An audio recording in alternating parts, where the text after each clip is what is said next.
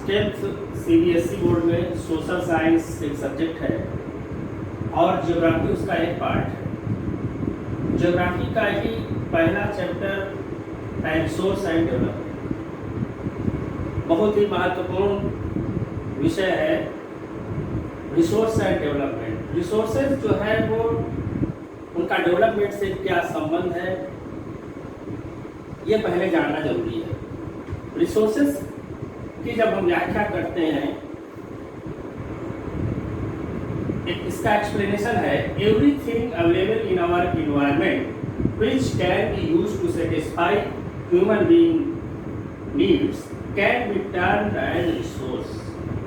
यहाँ कहा गया है कि everything available in our environment, हमारे इस इन्वायरमेंट में, हमारे इस दुनिया में बहुत सारी चीज़ें अवेलेबल हैं, लेकिन जो चीज़ें हमारे नीड्स को पूरा करती हैं उन्हीं को हम रिसोर्सेज कहते हैं। नीड्स हमारी क्या हो सकती हैं? सोशली नीड्स हो सकती हैं, इकोनॉमिकली नीड्स हो सकती हैं और कल्चरली नीड्स हो सकती हैं। तीनों तरह की जो नीड्स को जो चीज़ें पूरा करती हैं उनको हम रिसोर्सेज कहते हैं। कैसे? जैसे कि जब पानी है, वाटर है, वाटर हमारे लिए रिसोर्स का काम करता है। उसको हम अलग अलग तरीके से प्रयोग कर सकते हैं। पीने के लिए तो प्रयोग करते ही हैं, साथ साथ जैसे जैसे डेवलपमेंट हमारा बढ़ता गया, हमारी आवश्यकताएं जैसे जैसे बढ़ती गई, हमने उसके इस्तेमाल के लिए तरह तरह से उसका प्रयोग करना शुरू किया। जैसे कि हमें जब इलेक्ट्रिक की ज़रूरत पड़ी तो इलेक्ट्रिक के लिए भी वाटर जो है एक रिसोर्स के रूप में हमारे सामने आया है। इसी तरह बहुत सारी चीज़ें हैं जो हमारी आवश्यकताओं के हिसाब से रिसोर्स बनती चली गई। समय के साथ साथ वो रिसोर्स के रूप में नए नए रूप में आती है। अब रिसोर्स का हमारे डेवलपमेंट में क्या रोल है ये भी जानना जरूरी है। जैसे कोई एक आदमी है, उसका रिसोर्स अगर सीमित है, अगर वो खेती कर रहा है, केवल फार्मिंग कर रहा है, तो फार्मिंग एक उसके इनकम का एक रिसोर्स हो गया। लेकिन अगर वो साथ साथ कोई पोल्ट्री खोले है या कोई डेयरी का काम कर रहा है तो वो भी एक उसके इनकम के रिसोर्सेस हुए। तो इस तरह रिसोर्स जिस व्यक्ति के जितने ज़्यादा रिसोर्सेस होंगे उसके डेवलपमेंट के चांसेस वैसे ही बढ़ते चले जाएंगे। इसी तरह ये देखा गया है कि जिस देश के पास, जिस कंट्री के पास रिसोर्सेज ज़्यादा से ज़्यादा होते हैं, कहने के मतलब उसके पास नेचुरल रिसोर्सेज ज़्यादा होते हैं, वो उतना ही उसके अंदर डेवलपमेंट की संभावनाएं बढ़ती जाती हैं। जैसे कि हमारा देश है, हमारे देश में बहुत तरह की नेचुरल रिसोर्सेस हैं।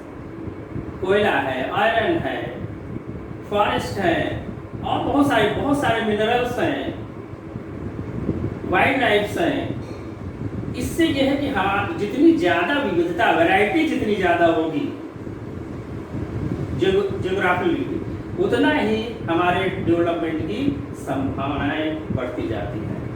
तो इसलिए रिसोर्सेस का बहुत बड़ा रोल है हमारे जीवन में। अगला पॉइंट यह है कि interdependence relationship between nature, technology and institutions. जो ह्यूमन है, ह्यूमन भी नेचर का ही एक हिस्सा है, लेकिन उसका साथ साथ रिलेशन टेक्नोलॉजी और इंस्टीट्यूशन से भी है।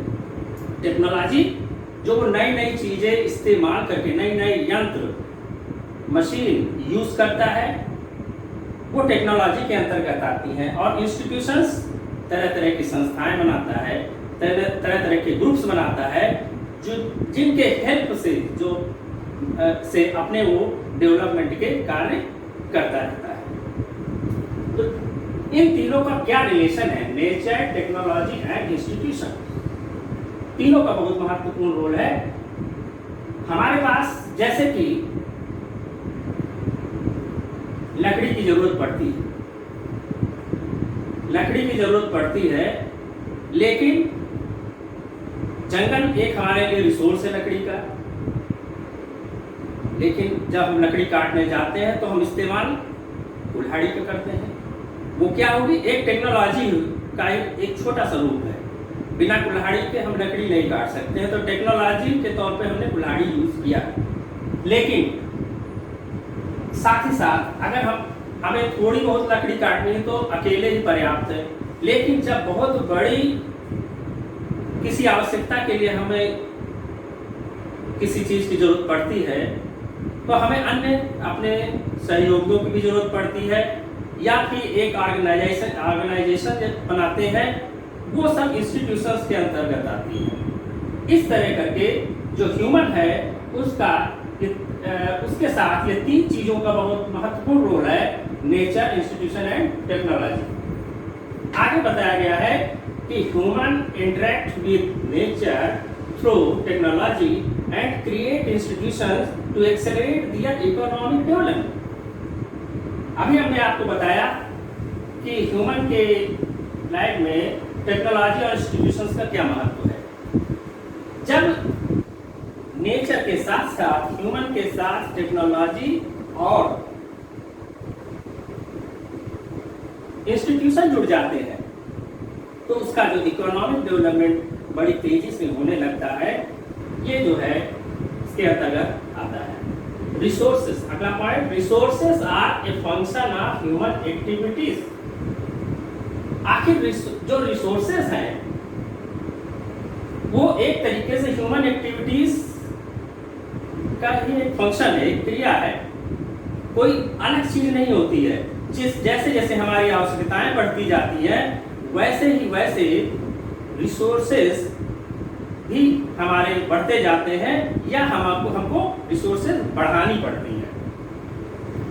They transform material available in environment into resources and use them.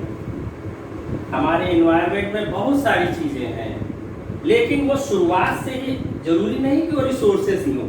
सारे मटेरियल रिसोर्सेस अपने आप नहीं होते हैं, रिसोर्सेस आवश्यकताएं बनाती हैं। नेसेसिटी जितनी ज़्यादा होगी हमारी, वैसे वैसी चीज़ें हम जो है अपने हिसाब से रिसोर्सेस के रूप में उनको पहचानते जाते हैं। जैसे कि अगर किसी इलाके में पत्थर बहुत ज़्यादा है, हम पत्थर को अक्सर मानते हैं कि यूजलेस होता है, कोई काम का नहीं होता है, लेकिन अगर हमें उस क्षेत्र में, किसी क्षेत्र में रोड बनानी है या बिल्डिंग्स बनानी है तो वहाँ हमें कंक्रीट की जरूरत पड़ती है, पत्थर की जरूरत पड़ती है। जब हम उसे तोड़ करके किसी सड़क को बनाते हैं तो वहाँ पे वो जो पत्थर है वो हमारे लिए एक रिसोर्स का काम करने लगता है। इसी तरह अब आखिर इतने सारे रिसोर्सेस हैं, इनके सही ढंग से पढ़ने के लिए, इनके बारे में जानने के लिए हम आखिर इनको हम कैटेगराइज कैसे करें, कैसे इनको पहचाने, ये जानना बहुत जरूरी होता है। अब हम देखते हैं कि जो इनको हम कई कैटेगरीज में पहचानने की कोशिश करते हैं। क्लासिफिकेशन ऑफ रिसोर्सेस, आखिर जो हमारे पास ये रिसोर्सेस है इनको कैसे क्लासिफाई करें, अलग अलग वर्गों में कैसे बांटें, अलग अलग ग्रुप में कैसे इनको हम बांट करके इनको पहचानने की कैसे कोशिश करें। तो पहला पॉइंट है on the basis of origin. किसी भी चीज सबसे पहले जरूरी जानना होता है कि इसका ओरिजिन कहाँ है।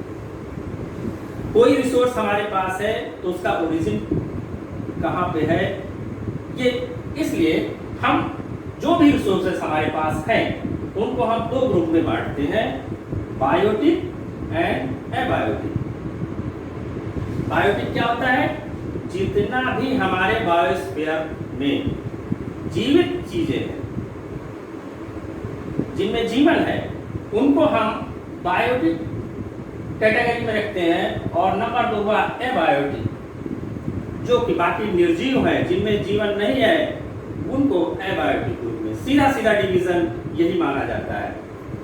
बायोटिक में क्या है, जैसे human beings, flora and fauna, fisheries, live stocks और बहुत सारी चीजें, जितनी भी जीवी चीजें हैं उसमें ह्यूमन भी शामिल है, पेड़ पौधे भी हैं, जानवर भी हैं, पशु पक्षी भी हैं, तरह तरह की मछलियां हैं, पानी में रहने वाले जीव जंतु हैं।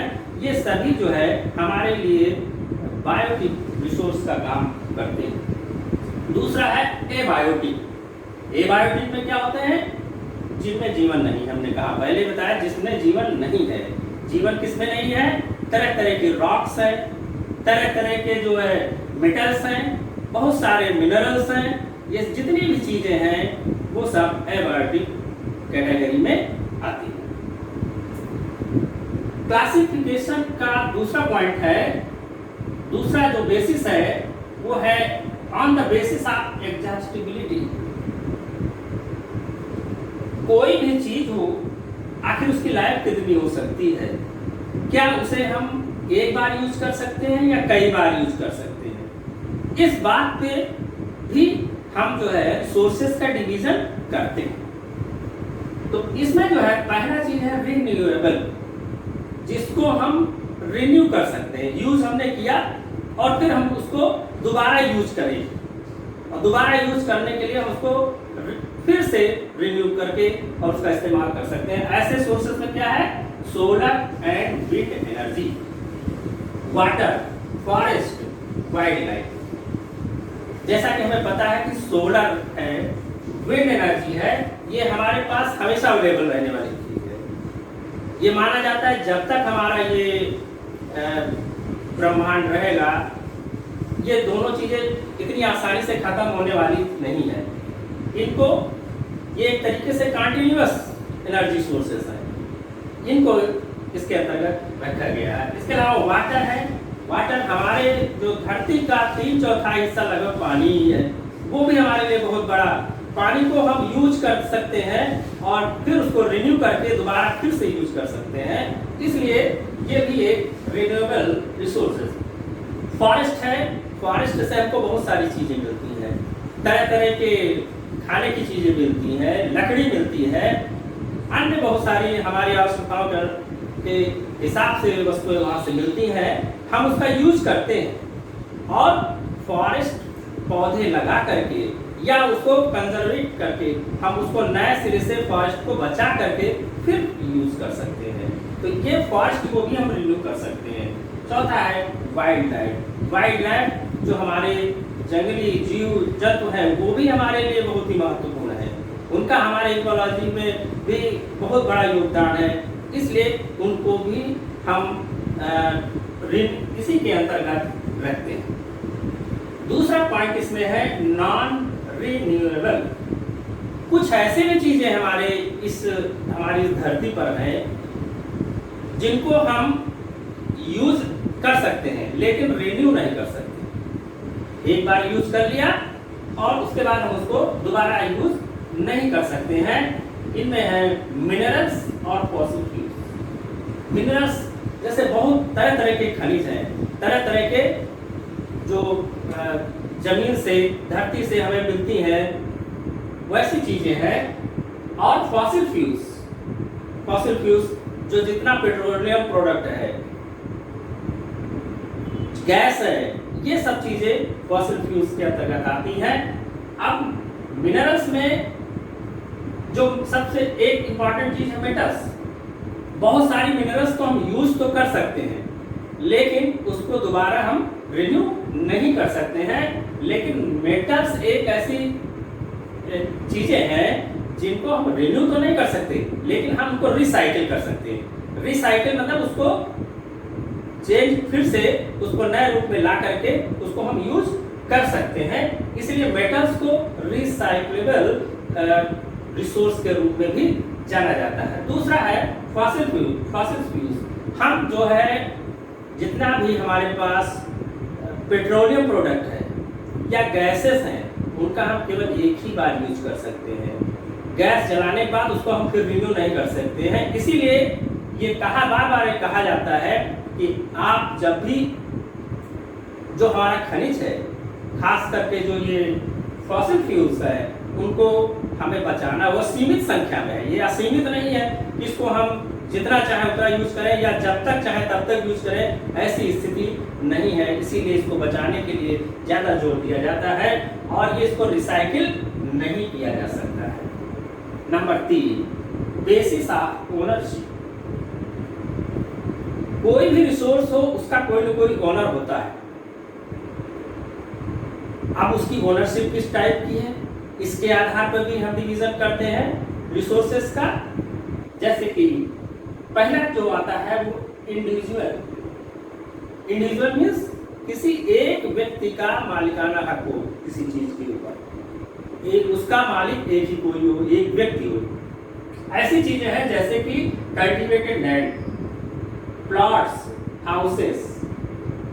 किसान है, किसान के पास एक छोटा सा खेत है, वो उसकी अपनी प्रॉपर्टी है, वो उसकी अपनी चीज है, तो उस खेत का मालिक वो किसान हुआ, वो इंडिविजुअल हुआ। इसी तरह कोई प्लॉट है, शहरी क्षेत्रों में प्लॉट होते हैं, या फिर हाउसेस हैं, जितने हमारे घर होते हैं किसी एक ही व्यक्ति के होते हैं, उसका उस पर पूरा मालिकाना हक होता है, इसलिए वो इंडिविजुअल के अंतर्गत आते हैं। दूसरा इसी में है ओनरशिप के अंतर्गत कम्युनिटी। कम्युनिटी मतलब पूरा जो ग्रुप, हमारा जो समाज है, बहुत सारी चीजें हैं जिसपे समाज का कंट्रोल होता है, वो किसी एक व्यक्ति के कंट्रोल में नहीं होती है। जैसे कि ग्रेजिंग ग्राउंड्स, पॉन्ड्स और बहुत सारी चीजें होती हैं। जो गांव में चरागाह होते हैं वो पूरे समाज के होते हैं, पूरे गांव के होते हैं। गांव का कोई बड़ा तालाब है, वो पूरे गांव का होता है, किसी एक व्यक्ति का नहीं होता, पूरी कम्युनिटी का होता है। इस तरह कम्युनिटी के अंतर्गत ये सब बातें आती हैं। तीसरी चीज है नेशन। कुछ ऐसी भी प्रॉपर्टी होती हैं जो किसी एक देश की संपत्ति होती है। ऐसी चीजों में जैसे रोड्स है, कैनाल्स है, रेलवेज है, वाटर रिसोर्सेस है, वाइल्ड लाइफ है, फॉरेस्ट है, ये सारी चीजें जो है किसी एक देश की संपत्ति होती है। उस पर ना किसी व्यक्ति का कंट्रोल होता है, ना किसी एक कम्युनिटी का होता है, उस पे पूरे जो देश का होता है। रोड है, कोई भी चल सकता है, कैनाल्स है, सभी को पानी देती हैं, रेलवेज है, सभी लोग यात्रा करते हैं। इस तरह करके वाटर रिसोर्सेस हैं, तरह तरह की वाटर रिसोर्सेस हैं, नदी है या बड़े तालाब है या बांध है, डैम्स हैं, ऐसी बहुत सारी चीजें हैं जो किसी नेशन की संपत्ति होती है, उस पर और किसी का ओनरशिप नहीं होता। चौथी चीज है इंटरनेशनल। हमारे इस धरती पर, हमारी इस पृथ्वी पर बहुत सी ऐसी भी चीजें हैं जो ना किसी व्यक्ति के ओनरशिप में है, ना किसी कम्युनिटी के ओनरशिप में है, ना किसी नेशन के ओनरशिप में है। वो केवल पूरी इस धरती पे जो रहते हैं सबकी संपत्ति है। जैसे हमारे पास समुद्र है, ओशियन है, ओशियन का बहुत बड़ा पार्ट ऐसा है जो किसी एक देश के कंट्रोल में नहीं है, उस पर सभी देशों का कंट्रोल है। वहाँ ऐसी चीजों के लिए तो ज्यादातर जो ओशियनिक रिसोर्सेस हैं वो इस इंटरनेशनल रिसोर्स के अंतर्गत आते हैं। जैसे कि हमारा जो अंटार्कटिका का इलाका है, वहाँ कोई भी देश जो है वो अपना सभी देशों का समान अधिकार माना जाता है। वो वहाँ पर कोई भी ऐसा एरिया नहीं जो किसी देश ने कब्जा कर रखा हो। जो भी वहाँ पे जाए, वहाँ जो मिनरल्स हैं उस पे भी पूरे दुनिया का जो है अधिकार माना जाता है। नंबर 4 रिसोर्सेज का चौथा पॉइंट है कि basis of status of development.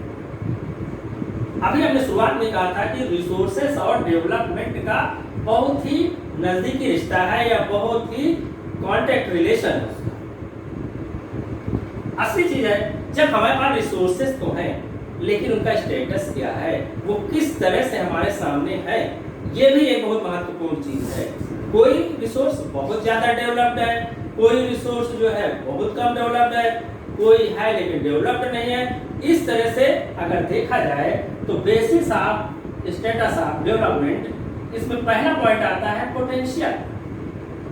Potential ऐसे बहुत सारे रिसोर्सेस हैं जिनका हमारे पास क्षमता तो बहुत है और अवेलेबल भी है, लेकिन हम उनका यूज नहीं कर पाते हैं। Available but not in use, use हम उसको नहीं कर पा रहे हैं। ऐसे रिसोर्सेज में है विंड एंड सोलर एनर्जी। हमारे देश में गुजरात और राजस्थान ऐसे स्टेट्स हैं जहां पर विंड और सोलर एनर्जी की बहुत बड़ी संभावना है और अवेलेबल भी है। ऐसा नहीं कि हमें उनको नए सिरे से उनको डेवलप करना है, वो डेवलप्ड भी है, लेकिन हमारे पास अभी इतनी टेक्नोलॉजी उनको यूज करने की नहीं है या कम मात्रा में है या हम उसका यूज नहीं करते हैं। ये कहें तो विंड और सोलर एनर्जी हमारे लिए बहुत बड़ा एनर्जी का रिसोर्स हो सकता है अपने इन प्रदेशों में, लेकिन अभी हम यूज नहीं कर रहे हैं। ऐसे रिसोर्सेज जो अवेलेबल तो हैं लेकिन हम उनका अभी यूज नहीं कर पा रहे हैं, उनको पोटेंशियल के अंतर्गत हम रखते हैं। Number 2, developed stock. Developed stock means जो हमारे पास पूरी तरीके से डेवलप है, जिनके बारे में हमें पूरी जानकारी है। ऐसे जो हमारे रिसोर्स के जो स्टॉक है उसको हम डेवलप्ड स्टॉक के रूप में जानते हैं। Number 3, stock. स्टॉक क्या है? Materials which the potential to satisfy human needs but we do not have the appropriate technology to access these. हमारे पास पोटेंशियल तो है लेकिन हमारे पास टेक्नोलॉजी नहीं है अभी यूज करने की। बहुत बड़ी क्षमता है लेकिन हमारे पास ऐसी कोई टेक्नोलॉजी नहीं कि हम उसका यूज कर सके। जैसे कि हमने पहले कहा कि पानी जो है, वाटर जो है, हमारी इस धरती में लगभग 3/4 हिस्सा है, लेकिन और वाटर जो क्या होता है वो हाइड्रोजन और ऑक्सीजन गैसेस का एक कॉम्प्लेक्स रूप है। और हाइड्रोजन क्या होता है? हाइड्रोजन एनर्जी का बहुत बड़ा सोर्स है। न्यूक्लियर फ्यूजन, न्यूक्लियर उसके द्वारा हम बहुत ज्यादा एनर्जी हाइड्रोजन गैस से प्राप्त कर सकते हैं, लेकिन अभी हमारे पास ऐसी कोई टेक्नोलॉजी नहीं है कि हम हाइड्रोजन गैस से एनर्जी निकाल सकें। इसलिए ऐसे जो रिसोर्सेस हैं उनको हम स्टॉक के रूप में जानते हैं। चौथा है रिजर्व्स। ये भी एक स्टॉक का ही एक हिस्सा है जो कि subset of stocks which can be put into use with the help of existing technology but their use has not started for future requirement। हमारे पास है इस समय की टेक्नोलॉजी के हिसाब से हम उसका यूज भी कर सकते हैं, लेकिन हमको भविष्य के लिए भी रखना है। सब कुछ अगर हम ही यूज कर लेंगे तो आगे की हमारी जनरेशन क्या उसको यूज करेगी। तो बहुत सारी ऐसी चीजें हैं, ऐसे रिसोर्सेस हैं जिनको हम रिजर्व के तौर पर रखते हैं, उनको भविष्य के लिए रखते हैं। ऐसे रिसोर्सेस क्या है? Water dams, forest. डैम्स क्यों बनाए जाते हैं? डैम्स इसलिए बनाए जाते हैं कि हम पानी का एक कलेक्शन बनाए रखें, ऐसी स्थिति ना आए कि कल को हमें पानी की जरूरत पड़े तो हमारे पास पानी न रहे।